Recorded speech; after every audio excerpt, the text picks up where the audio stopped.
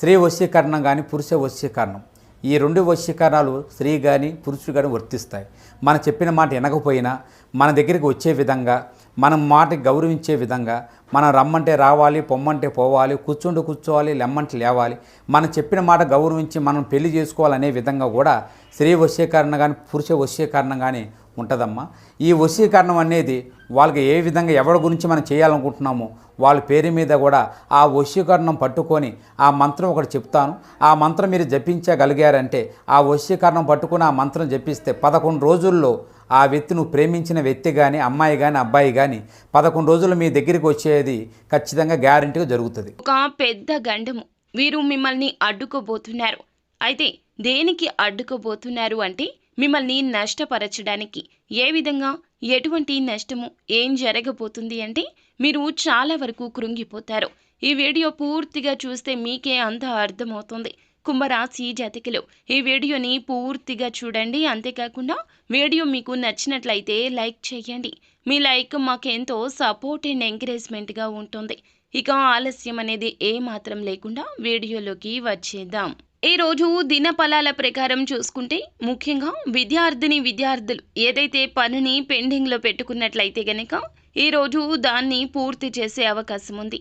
పోటీ పరీక్షలకు సిద్ధమవుతున్న వారు కూడా ఏదైనా సిలబస్ మీరు పెండింగ్లో పెట్టుకున్నారు అంటే గనక దాన్ని తర్వాత ప్రిపేర్ అవుదామని అస్సలు అనుకోవద్దు.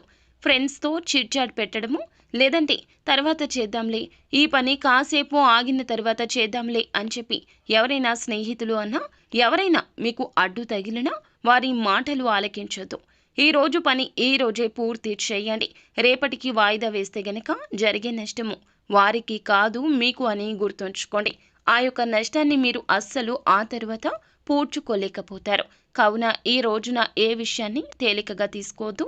ముఖ్యంగా ఎవరైనా ఏదైనా చెబితే గనక ఆ విషయం గురించి మీరు వారి నిర్ణయాన్ని పరిగణలోకి తీసుకోవద్దు. విద్యార్థులే కాదండి, ఉద్యోగస్తులైనా, ఏ ఇతర రంగాల్లో ఉన్నా, వ్యాపారంలో ఉన్నా కూడా ఈ రోజున మీ పని ఇంకొకరికి అప్పచెప్పొద్దు.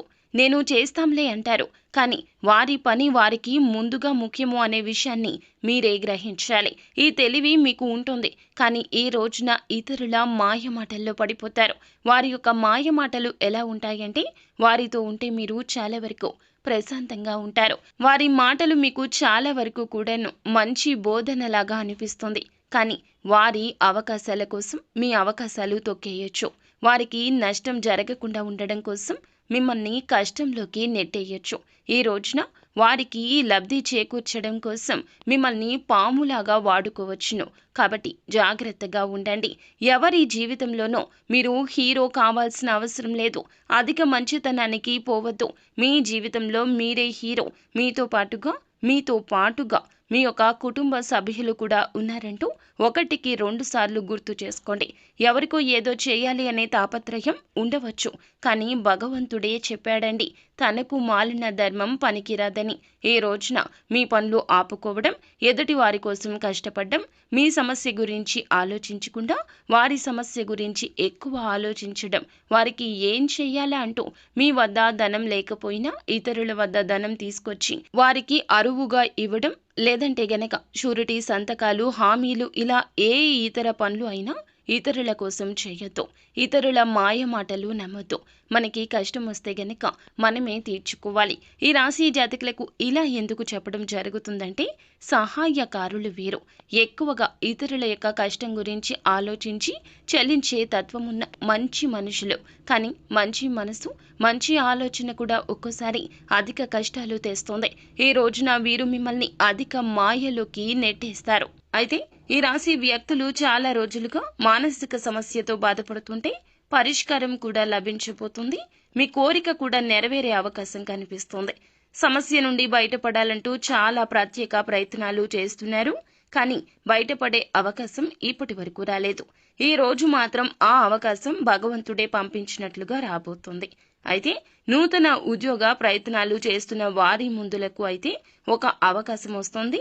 100% మీకు సాటిస్ఫాక్షన్ ఉండకపోవచ్చు, కానీ ఒక్కసారి ప్రయత్నించండి. సాటిస్ఫాక్షన్ అనేది ఖచ్చితంగా వస్తుంది. ఎందుకంటే ఈ రోజు తప్పు రేపటి రోజు ఒప్పు అవుతుంది.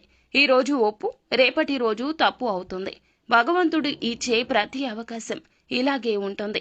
కానీ మనసు పెట్టి చేస్తే ఏ పని అయినా కూడా మనకి నచ్చే తీరుతుంది. ఆర్థిక స్థితి అనుమతిస్తే గనక ఈ రోజున పేదవారికి ఏదేని రూపంలో దాన ధర్మాలు చేయండి. అంటే వస్తువు రూపంలో, వస్త్ర రూపంలో లేదా ధనం రూపంలో ఏ విధంగా అయినా కూడా దానం తప్పక చేయండి.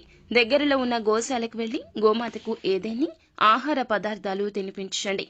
గోమాతను నమస్కరించుకుని పూజించుకుని ఈ విధంగా ఆహారం పెట్టడం వల్ల శత్రు పీడలు తొలగిపోతాయి. పరమశివుని అనుగ్రహం మాత్రమే కాకుండా సకల దేవతల నిలయమైన గోమాత అనుగ్రహం లభించిందంటే సకల దేవతల అనుగ్రహాన్ని పొందుకున్నట్లే.